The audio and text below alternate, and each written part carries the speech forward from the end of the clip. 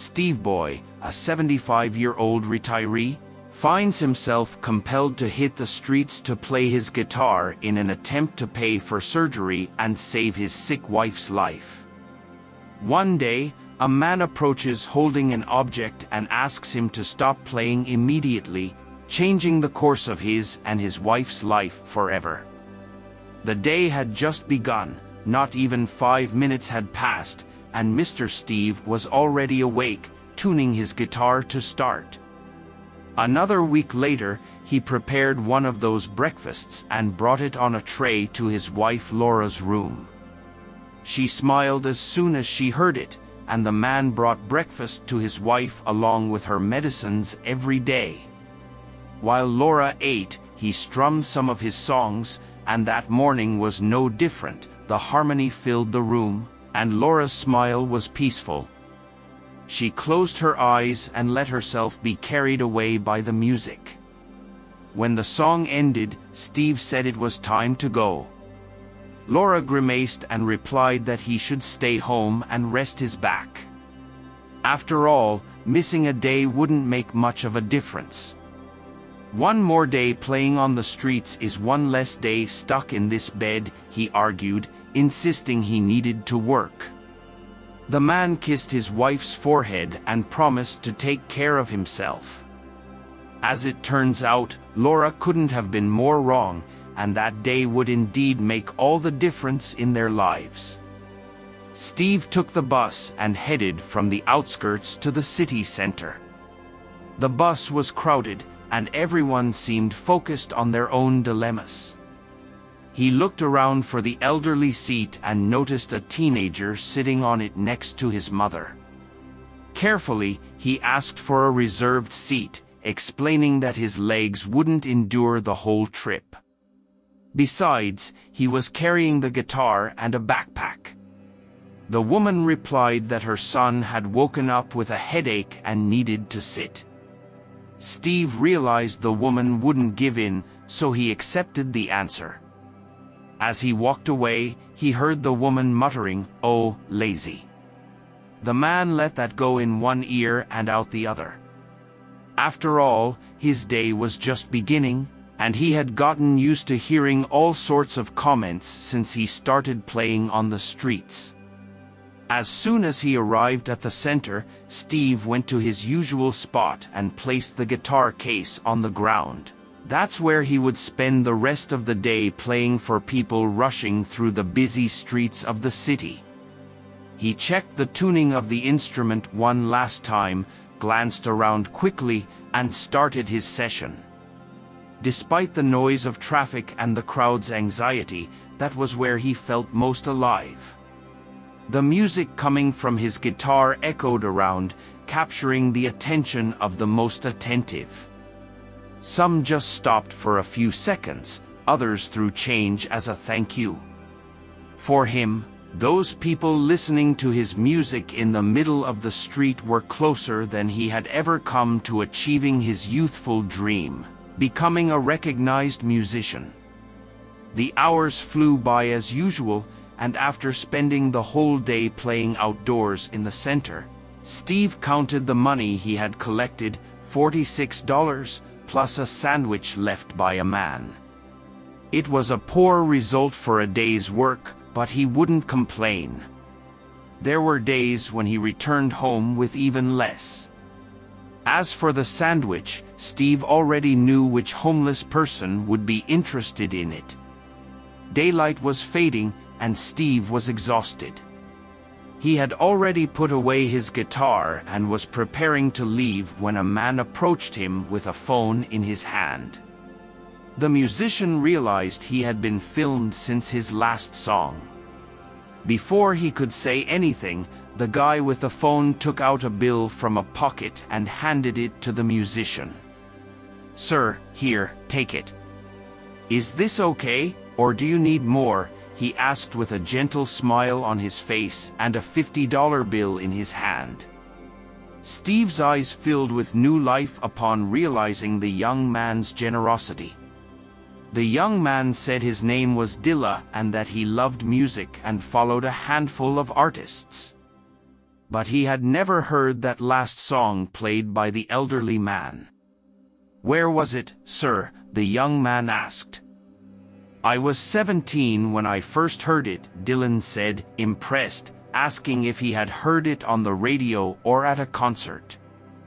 "I did," the elderly man smiled. "Not, young man, I heard it in my head.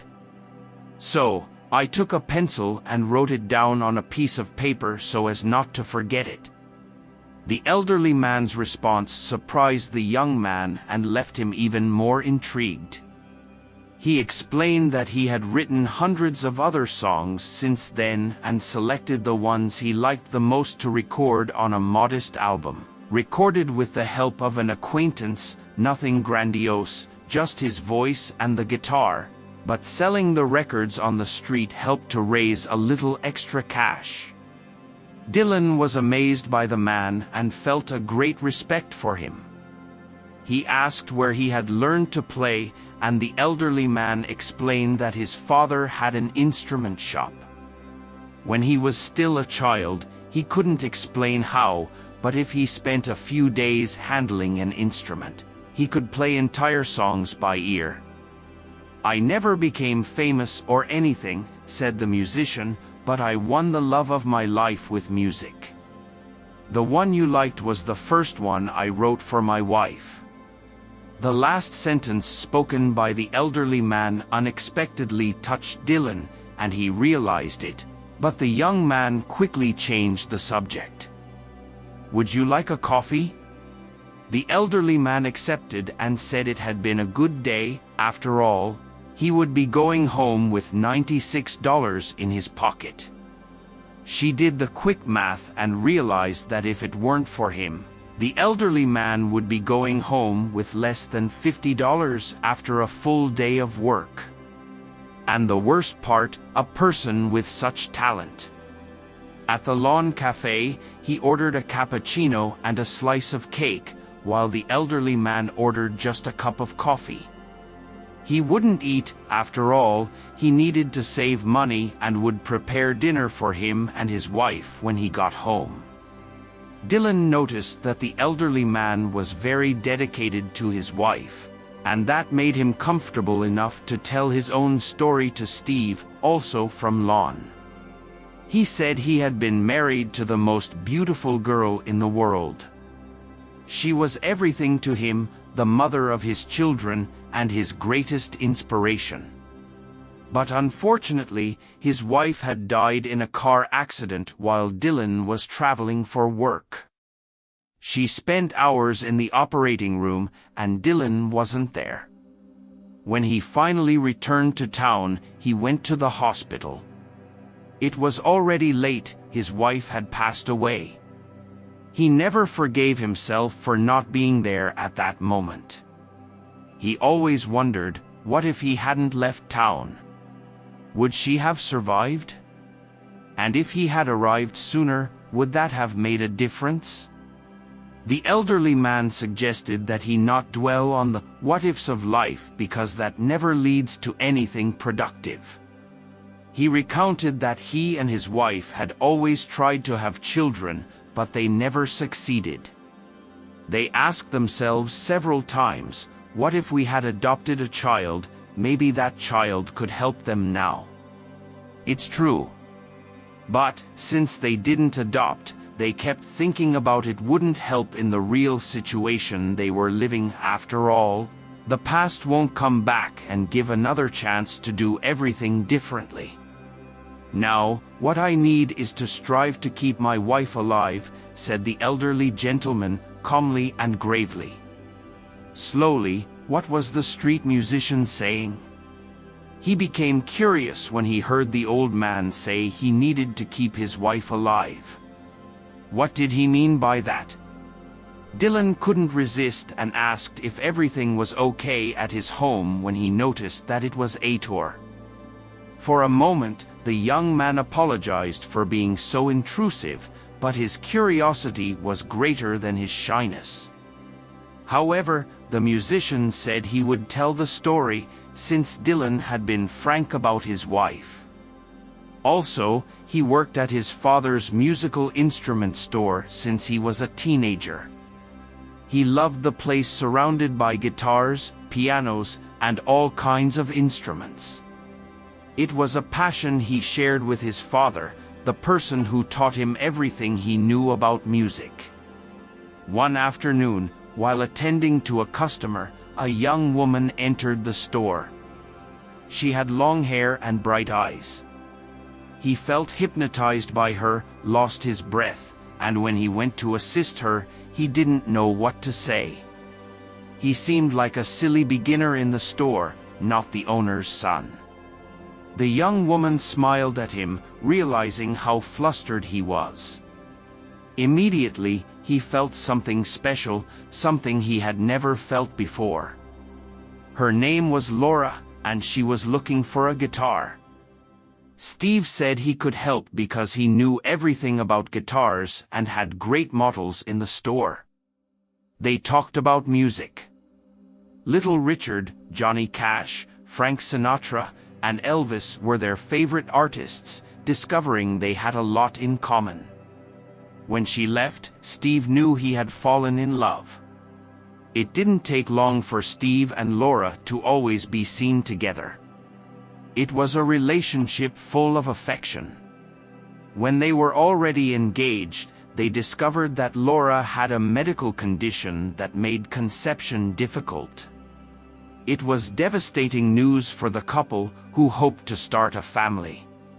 They consulted doctors and tried various treatments, but nothing worked. And now, over 50 years later, that same medical condition was tormenting again, but in a more aggressive way, attacking her immune system.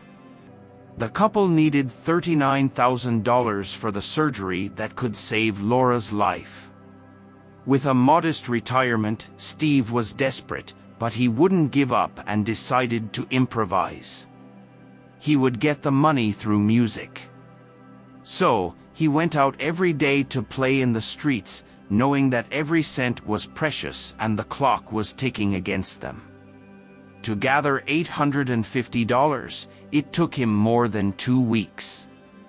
He was far from his goal, but it made him hopeful. He didn't realize that at this pace, the elderly man would take more than 2 years to gather the whole amount. "But that's absurd," said the young man, interrupting the story. 2 years is too long for someone who is sick, especially an elderly person. Steve took a sip of his coffee and replied, "But she will resist. I pray for it every day. What remains for us is to believe." One thing Steve was sure of, he wouldn't give up on his life companion. When they asked for the bill, they said goodbye, and the musician went to the bus stop. He walked back home, admiring the determination of the elderly man. When he arrived home, Steve finally arrived home.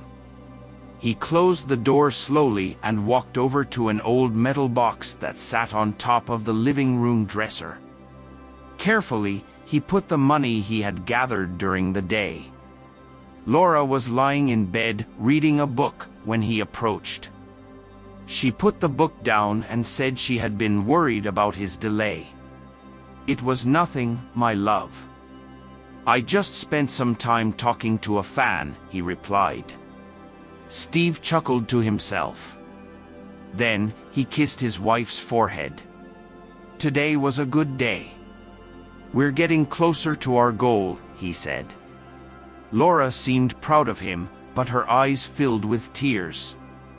She placed her hand on his and said, "Steve, my love, I appreciate everything you're doing for me, but it's no longer necessary. I don't want you to sacrifice the rest of your life for someone whose days are numbered," she said as a tear ran down her cheek. Steve remained silent for a moment, with her hand still on his.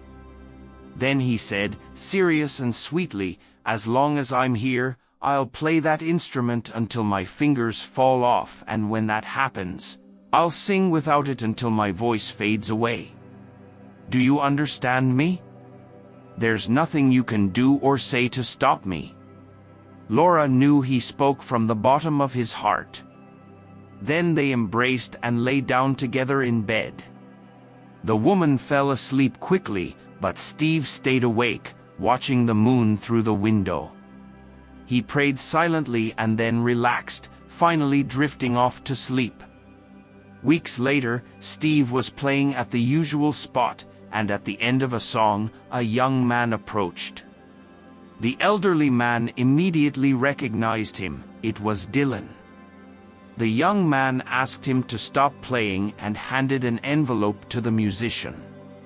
Steve was confused and asked what it was. The young man explained that the reason he had been excited when he first heard the elderly man was because his work was directly related to it. Dylan explained that he had a good position in an agency that managed careers of actors, models, and singers. He didn't call the shots, but he had access to those who did. So, as the elderly man's story touched him and he truly saw huge potential in the song he heard, he decided to show the video recorded by him on his phone to his boss. And what did he foresee happening? The powerful man was also impressed and asked to listen to Steve's album in full or to immediately pass it on to a renowned singer, whom the company represented, before someone else discovered that raw gem playing on the city streets. What was in the envelope was nothing less than a contract with a proposal to purchase part of the rights to 7 compositions by Steve for an initial amount that was already sufficient to cover the surgery costs, with plenty to spare. The renowned singer would record and interpret the songs, and Steve, as the author, would earn a percentage every time they were played for life. If Steve agreed, he just had to sign and he would never have to play on the streets out of necessity again, only for pleasure. Steve was moved. The part about recording his music was very interesting and he felt honored, but knowing that his wife would be saved made him not even think twice, signing the contract right there, in tears, with a trembling voice and hand. Steve said that before he went to tell his wife the news, he would play any song Dylan wanted. So he chose one by Aretha Franklin, his late wife's favorite singer. Steve nodded and began to play the song. Probably moved, the melody made Dylan travel through his own memories with each chord.